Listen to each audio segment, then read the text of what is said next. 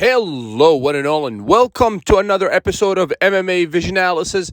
This one, I'm here to talk about UFC 298's main event, Ilia Topuria versus Alexander Volkanovski. But before getting started, make sure to like, comment, subscribe, and click that notification to get all of this that is new from this channel, your channel, the one and only MMA Vision Analysis. In all honesty, I'm still in a bit of a shock.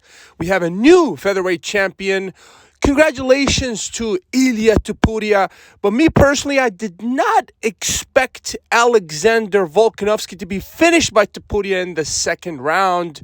I would have to excuse myself for my ignorance in terms of not giving Ilia Topuria enough credit. The only reason I was kind of skeptical of Ilia Topuria's ability to put away Alexander Volkanovski is because of his lack of experience against top contenders. Last night's performance, takes nothing away from Alexander Volkanovski. I believe we have to give credit to Ilia Topuria for finishing Volkanovski in the fashion that he did. It's very rare that you see Volkanovski in the vulnerable position that he was in last night. Obviously, the fight before last night's fight with Islam Makhachev, I believe, still has its a residue in terms of just on the style of Volkanovski right now. Last night, Volkanovski seemed a bit gun-shy. This is not to take anything away from Ilia Topuria's performance. Top-class performance. The guy's hands are made out of steel.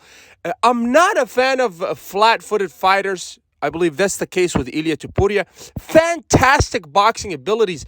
The only reason I thought Alexander was going to defeat Ilia Topuria is because of Alexander's movement. I thought that Alexander would have the better movement out of the two fighters. If you notice Ilia Topuria's style, he's a very flat-footed fighter. But he is flat-footed because he has confidence in his punching abilities. When you're flat-footed like that, you sit down on the punches a lot more. And obviously, that's what happened with Volkanovski last night. He caught him with a beautiful punch, dropped Volka.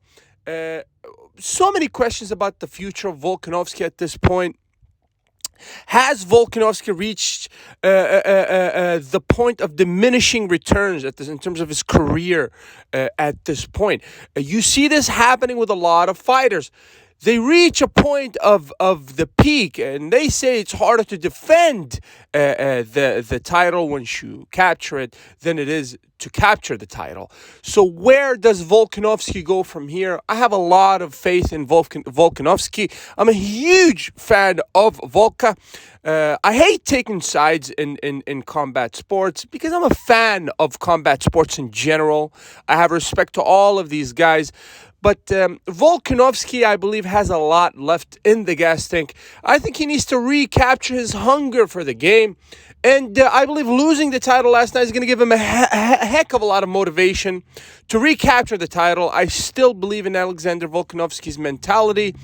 I believe last night takes nothing away from Volka, and we have to give Ilia Topuria all the credit for defeating Volkanovski in the fashion that he did. What does this mean for the featherweight division going forward?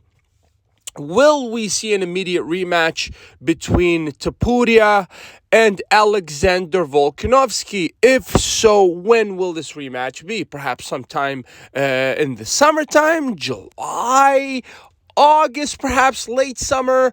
Who knows? But an immediate rematch perhaps only makes sense. I think Volkanovski deserves it. Not to take anything away from Ilia Topuria, the confidence of the guy is absolutely on another level. John Anik mentioned something beautiful last night during the fight. He says that Ilia reminds him a lot of Conor McGregor when Conor first burst to the scene, and specifically the fight with Jose Aldo. Apparently, Ilia changed his status on one of these social media accounts to champion before being crowned the champion, and you need this kind of confidence to capture titles.